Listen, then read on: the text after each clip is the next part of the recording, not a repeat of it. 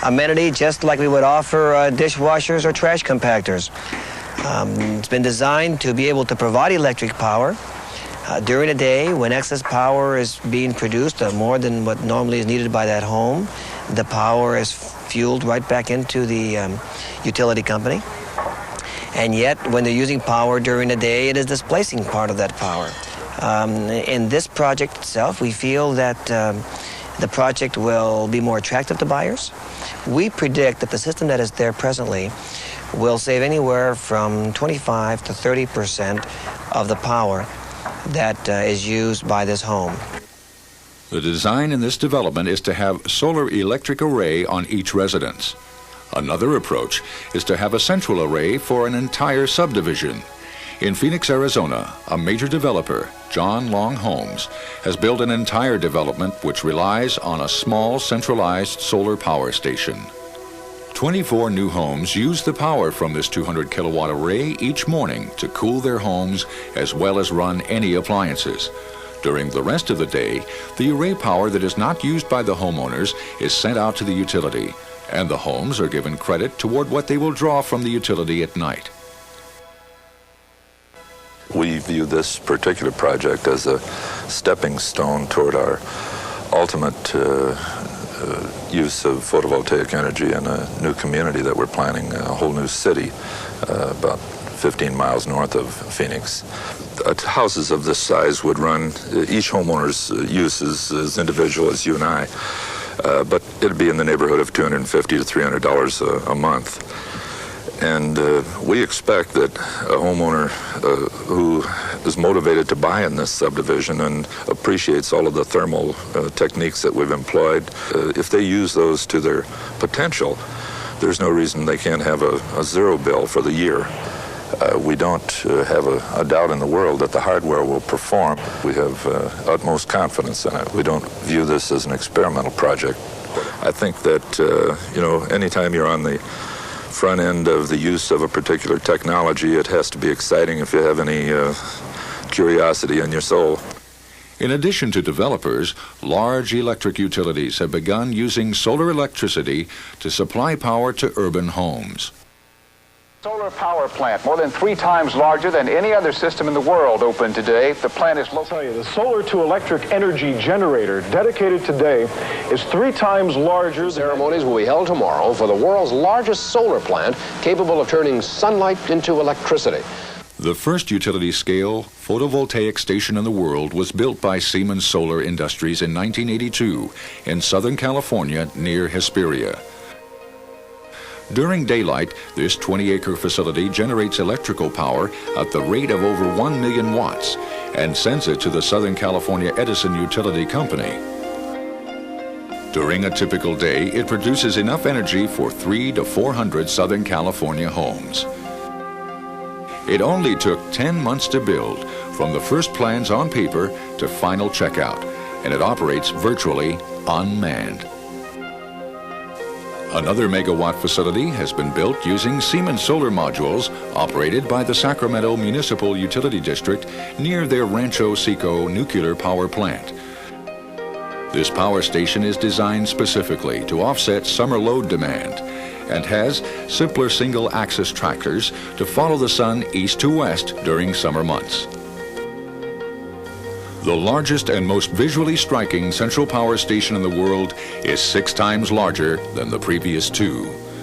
This 130-acre plant uses mirrors to reflect more light into the cells and increase their output. It is located in the High Carissa Plain, 50 miles east of San Luis Obispo in Southern California, and feeds over 6 megawatts during peak sun hours to the Pacific Gas and Electric Utility Company. Enough energy for over 2,000 homes. This entire power plant uses Siemens Solar modules and was built in only 10 months. It operates virtually unmanned and maintenance-free. The quickness with which these solar power stations can be built and expanded, the reliability and steady availability of power compared to conventional power plants, and the low cost of maintenance all have been proven by these large-scale installations. they pose an attractive alternative to electrical utilities seeking cost-effective ways to serve current and future customers. Utilities, homeowners, farmers, villagers, everyone benefits from the continuous developments in photovoltaic technology. And Siemens Solar Industries has pushed the technology further than anyone in the world with the development and mass production of a new generation of solar electric devices based on large area thin film technology. Instead of growing crystalline silicon and slicing into wafers, all the cells needed for a module are created at the same time on a thin sheet of glass. Gases are used to deposit very thin layers of semiconductor material, less than 1/200th the thickness of traditional cells. The entire module is the basic building block, saving money and materials.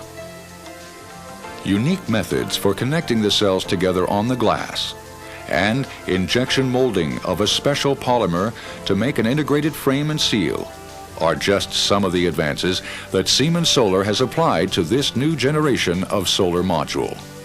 And there's one very special advantage of thin film technology over traditional cell technology. Modules can be made semi-transparent for use as window material in boat hatches, car sunroofs, skylights, and even building glass. Siemens Solar is leading the industry by applying all of its technologies to create an exciting new line of convenient lighting products.